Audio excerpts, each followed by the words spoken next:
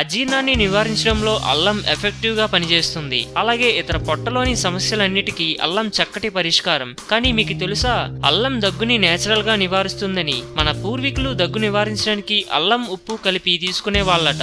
ఇది చటుక్కన దగ్గుని నయం చేసేదట.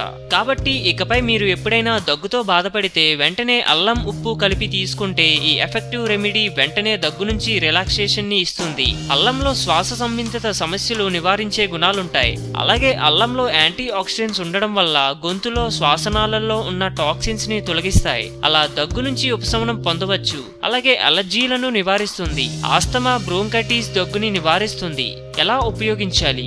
అల్లంతో పాటు ఉప్పు కలిపి కాసేపు నమలడం వల్ల దగ్గుని నివారించవచ్చు. అయితే ఇది అందరికీ నచ్చకపోవచ్చు. ఇది నమలడం సాధ్యం కాదు అనుకునే వాళ్ళు అల్లం డికాషన్ తీసుకోవచ్చు.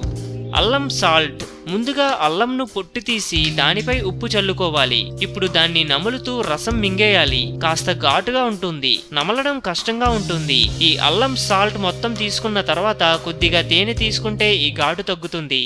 అల్లం డికాషన్. ఒకవేళ అల్లం నమలడం కష్టంగా భావించే వాళ్ళు అల్లం డికాషన్ తో సమస్యను పరిష్కరించవచ్చు. ఒక గ్లాసు నీటిని మరిగించాలి. అందులో కొన్ని అల్లం ముక్కలు వేయాలి. అలాగే చిటికెడు ఉప్పు కలిపి ఉడికించాలి. నీళ్లు సగం అయిన తర్వాత వేడిగా ఉండగా తాగాలి. ఈ రెండు రెమెడీలు దగ్గు, శ్వాస సంబంధ సమస్యలను తక్షణమే తగ్గిస్తాయి.